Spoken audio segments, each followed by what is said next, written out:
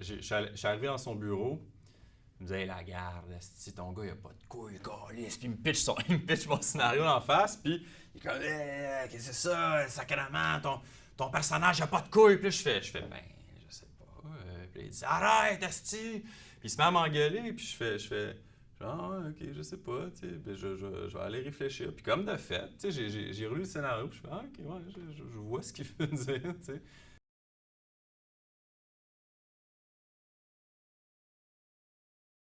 Puis comment a été créé le programme il y a 40 ans? Moi, je connais seulement la légende, donc ce qu'Henri Paul m'a raconté. Il est allé en réunion, en assemblée, en fait, il appelle ça la commission des études, et il a demandé à tous les autres départements du cégep de lui fournir 10 de leur budget. Et la seule objection qu'il a obtenue, c'était de la part du département de philosophie, qui avait comme budget annuel seulement 100 $. Et donc, il a accepté de leur laisser le montant. Ça prend, pour être un étudiant en cinéma, ça prenait une flamme dans l'œil quelque part, ça prenait une envie de faire quelque chose. Alors, je dois avouer que j'ai jamais été vraiment proche sur le plan personnel de Henri Paul Chevrier. Pour dire la vérité, il me faisait peur plus qu'autre chose. Il m'intimidait beaucoup. C'est une grosse majorité d'étudiants qui ont été traumatisés par Henri Paul parce qu'il faut chercher longtemps pour trouver la porte ou bien non être très chanceux. Je pense qu'il y en a qui ont été ébranlés peut-être par ça. Moi, j'en ai vu des gens pleurer dans les couloirs, tu sais. Henri Paul, c'est un passionné de cinéma, là, ça c'est certain. Je pense que c'est un passionné de l'humain aussi. Donc nous, on était deux émotifs, fait que ça brassait, là, tu sais, ça parlait fort. Moi, j'étais capable de lui tenir tête. Mais j'aimais ça, c'est ça. Moi, je sentais plein d'amour là-dedans, là, tu sais. Tandis que d'autres ont pu se sentir peut-être plus bousculés par ça. Je sais pas, moi, ça marchait quand même bien. Je sais pas s'il se souvient de moi. J'ai choisi Salvatore Giuliano parce que je suis tombé en amour avec le film. Littéralement, c'est la seule raison, il n'y a pas d'autre raison. Cherchez-en pas d'autres. C'est un beau film, c'est un beau film, c'est un très beau film, c'est un hostie de beau film. Je pense pas avoir été tortionnaire. J'étais très exigeant, je l'étais pour moi-même, donc j'avais le droit de l'être pour les autres. Et mon principe était, moi, leur botter le cul parce que je sais qu'ils sont capables de beaucoup mieux que ce qu'ils pensent être capables de faire. Et moi, en partant, je me disais tout le temps, ma job, c'est de les amener un peu plus loin. Ma job, c'est de les amener un peu plus loin. J'ai tout le temps compris par la suite, tranquillement, pas vite, que l'essentiel, c'est pas ce que tu apprends, c'est pas combien tu apprends, c'est de mesurer ce que tu as appris. Et moi, j'ai trouvé des trucs à un moment donné pour revenir en disant « Hey, tu as appris ça dans ce cours-là, là, tu t'en rends pas compte. » Ah oui, oui, oui. Il faut mesurer ce que tu as appris. Et si tu es capable de mesurer ce que tu as appris, donc de prendre en note même les films que tu as vus, de prendre en note les romans que tu as lus, de prendre en...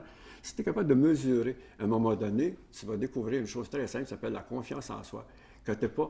Tu sais, moi, j'ai tout le temps eu en horreur les profs qui disaient il y a des étudiants qui n'ont pas de culture. C'est de ta faute, tu n'as pas de culture, ta job, c'est de leur en donner. Puis il y en a une qui n'est pas la tienne, et surtout, il y en a une, mais il la mesure mal. Mon père n'était pas très présent à cette époque-là. Puis, donc, lui, c'était comme une figure masculine, très alpha aussi, là. Il a toujours été présent quand même dans ma tête, là. Oui, c'est quelqu'un où j'en entendais parler, ou des fois, je ressors un bouquin qu'il a écrit sur l'histoire du cinéma, ou, tu sais, c'est... oui, c'est ça, il est pas loin. Faut que tu aies la coin dure, sinon tu vas jamais survivre là-dedans. C'est comme Denise Filiatro qui ramasse des comédiens, puis tout le monde est terrorisé d'elle. T'sais. HP, c'est un peu comme Denise Filiatro, dans le sens où c'est ça, c'est du tough love, c'est ça, un caractère affectueux, là, c'est comme...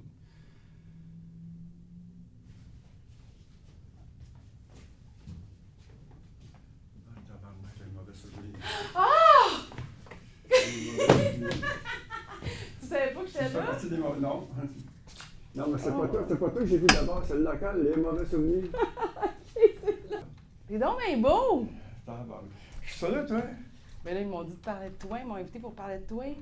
Ça n'a pas d'allure. T'es donc bien beau! Ça n'a pas d'allure, calvaire. À un moment donné, j'ai arrêté de me battre avec parce que s'il fallait que j'y dise à chaque fois qu'il fait quelque chose de paternel ou de paternaliste, et puis ça, attention, on va faire la distinction, ça le froisserait énormément. De pas que je ne me considère pas comme son fils. En tout cas, je me considère comme son héritier. Parce que je ne m'en suis pas rendu compte quand j'ai rendu hommage à Henri Paul au moment où il a pris sa retraite. Et puis dans mon discours, j'ai dit comme ça d'une manière tout à fait naturelle, j'hérite aujourd'hui du département de cinéma. Je ne sais pas s'il est conscient de l'impression qu'il a vraiment laissée derrière lui sur plusieurs générations d'étudiants. Et l'apprentissage, d'après moi, se fait par un milieu où il y a discussion, où on en parle, où on en bouffe. Et c'est ça l'apprentissage. Alors, tu me demandes, je suis un prof, j'étais une espèce de passeur, bien plus qu'un prof. J'ai créé un milieu où on en parlait, on en bouffait, on en rêvait. Et à ce moment-là, ça donnait envie, à ce moment-là, d'en faire. C'est un milieu qu'il fallait créer, tout simplement. J'ai fait le milieu que je voulais avoir, que je n'avais jamais eu. Et moi, j'ai tout le temps cru que les artistes ont le droit d'être des artistes, c'est légitime, devraient être fiers des artistes, mais j'ajoute tout le temps, et ça demande beaucoup de rigueur. Bon, ben c'est pour ça que c'est important d'avoir ta parole, parce qu'il n'y a pas beaucoup de monde qui pense comme toi. Ben oui, mais là, ils ne font pas un film là-dessus, j'espère. Non, mais tu sais, ça serait le fun qu'ils le mettent, parce que moi, je pense comme Moi, toi. j'ai dit d'ailleurs l'autre jour, il faudrait que les artistes soient accompagnés d'architectes, d'ingénieurs, de policiers à la limite, il faudrait qu'on fasse des équipes. C'est quoi pour toi la passion? Pas obligé de donner de passion. conseils à personne pour ça, tu peux parler de Ben toi, oui, comment parce c'est que- pourquoi non, toi? non, à partir du moment où tu t'expliques pourquoi tu as une passion, ça veut dire qu'à ce moment-là, tu expliques que ça te permet de passer à travers les difficultés de la vie. Tu tombes dans quoi, le petit prince? Je suis pas capable, le petit prince, ça me fait chier. C'est quoi le rapport, là? J'en veux pas de cette petite question. Pas C'est fait quoi? revenir ça pour ça, toi. C'est quoi pour toi la passion? C'est quoi Pas pour tes toi? affaires? Tu peux pas me le dire? Non. T'es-tu un gars passionné? Oui, puis ça ne concerne personne. C'est quoi cette affaire-là? Mais ça, c'est dommage. Non, parce que dans les faits, là, c'est quand tu tombes là-dessus, tu tombes dans... Je porte un jugement et je suis en train de te dire que probablement les étudiants les plus intéressants sont ceux qui ont une passion parce que malgré que peut-être ils n'ont pas réussi leur DEC, leur cégep, ils vont réussir autre chose. C'est extraordinaire. Ça prend au moins ça, une espèce de...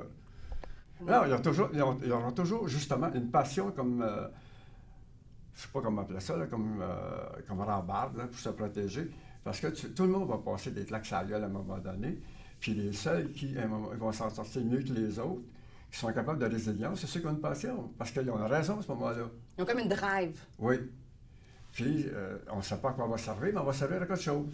C'est nécessaire d'avoir cette culture-là. Puis le cinéma est une porte qui t'amène vers cette culture-là, puis cette culture-là est une porte qui te ramène vers le cinéma. Ça vient d'HP, ça vient de mon éducation ici, à Saint-Laurent. C'est un des aspects du programme, ça, que moi j'ai appris ici, puis que j'essaie de reproduire là, à travers mon enseignement.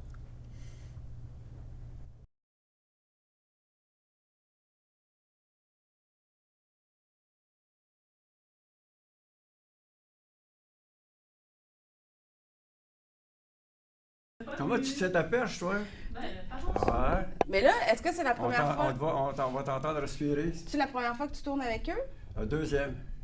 Puis avec les autres, ils parlaient-tu? On Ou c'est recommence. juste avec moi qui parle pas? On recommence.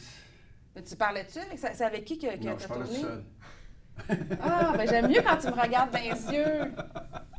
C'est vrai, je parlais tout seul. Bon. Non, parce que je suis contre le film. J'ai dit non. Pourquoi? Parce que je suis pas d'accord. OK, mais pourquoi? Parce que je suis même pas sur Facebook pour que j'irais dans un film, tabarnak.